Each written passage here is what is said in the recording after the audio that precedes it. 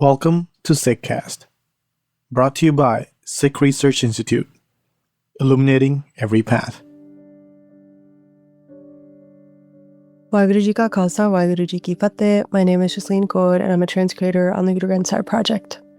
We're excited to announce the next release of Sheikh Farid's Saloks. So this time we have Salok 16 to 36. As I talked about in the last release, these are recorded without a rag or musical mode, and Saloks, for some background, are generally couplets, sometimes with exceptions, that are used to offer words of praise.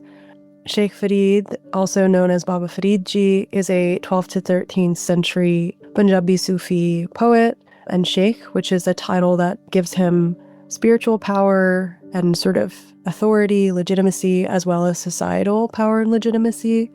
So he's speaking from this position of high status, reflecting on his spiritual journey and offering us some avenues into that same kind of reflection. And his saloks are often commenting on that reminder of what we ought to be spending our time and effort on in this life of praising IkOankar and sort of abandoning our pride, our ego, and our forgetfulness. So in that kind of vein of forgetfulness and separation, I wanted to talk about separation today. So I wanted to talk about two saloks. One is Salok 30 and one is Salok 36. And Sheikh Farid Ji is speaking from the perspective of a bride of a husband. So in this case, all of us as seekers are human brides in relationship with the divine spouse.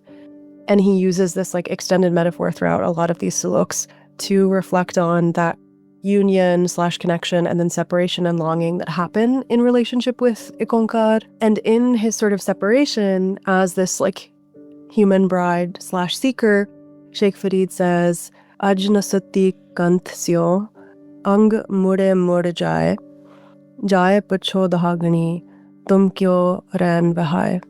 So today I did not sleep with my husband. Each part of my body aches.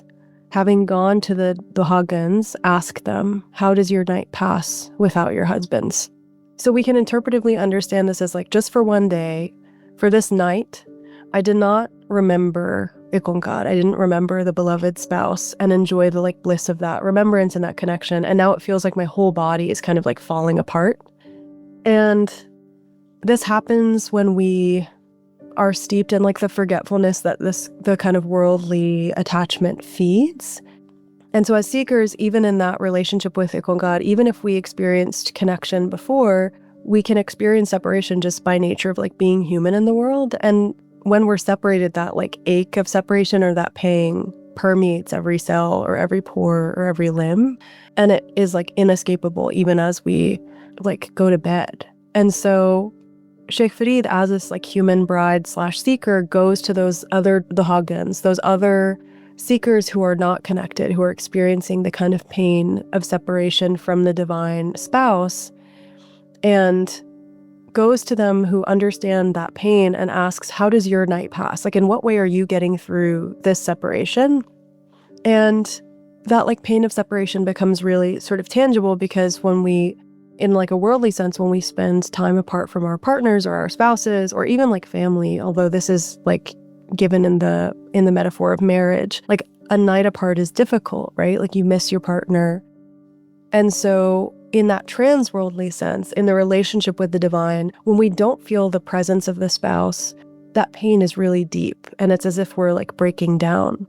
And Sheikh Farid doesn't really offer a resolution to this or any kind of conclusion or guidance. He just is implicitly asking us to reflect on our own pains and to think about how we're getting through that long separation night after night and how we're steeped in that kind of forgetfulness. And maybe even to ask ourselves whether we want that pain to continue. And then along that same theme of separation, in the last Salok of this release, which is Salok 36, Sheikh Farid talks a lot about separation and kind of offers an interesting perspective on that experience. And so he says, Birha birha akhiya, birha tu sultan, Farida jit tan birha na upja, so tan jan masan. So separation, he says separation 3 times, which I think is so interesting. He says separation is called bad, and then addresses separation itself and says, oh, separation, you're the sultan. And then when he does this like signature address to himself, he says, Farid, the body in which separation does not arise, consider that body a cremation ground, which is like so crazy, right? So this like notion of separation as a sultan, I think we can all understand, like this thing that rules us, this thing that we feel utterly like powerful in the face of. We know what that like looks like when we're entangled in different things like greed or lust or anger or attachment to relationships and material things. But I think the thing that we're kind of implicitly being asked here is like to think about what it would mean to become so aware of our separation in the way that the like human bride / seeker is in Salok 30, so aware of that separation and the pain that it causes that like this is what ends up ruling us. This is the thing that we're thinking about all the time. And yeah, like what it would mean to kind of live in that awareness. But then the second part of the Salok, the conclusion of the Salok is so interesting because this isn't a hopeless sort of experience of the pain of separation.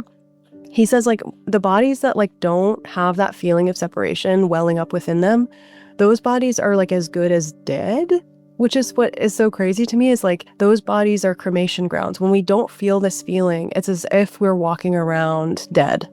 When we feel this feeling, we know that we're like alive and aware and kind of awake in that way, because when we feel separation sort of well up within us, it means that there's love there.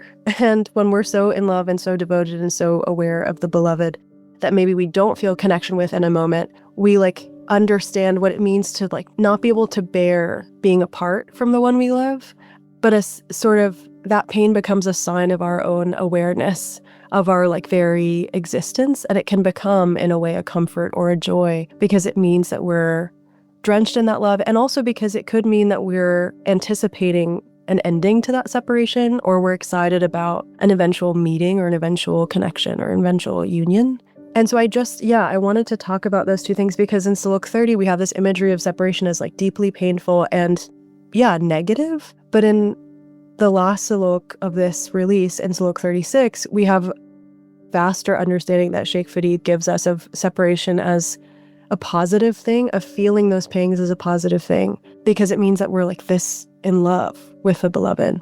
So as always, I encourage you to reflect on these saloks and commentaries, the transcreations and translations, footnotes, and to think with and feel with Sheikh Farid's explorations of separation and union and pain, the importance of humility and love and conviction in our love, urging us out of our temporariness, urging towards a cultivation of virtues and remembrance, and see what that might look like for you. Maybe reflect on how to end your own like long night of separation. Waheguru Ji Ka Khalsa, Waheguru Ji Ki Fateh. Read the translations and commentaries at gurugranthsahib.io. You were listening to Sikhcast by Sikh Research Institute, illuminating every path.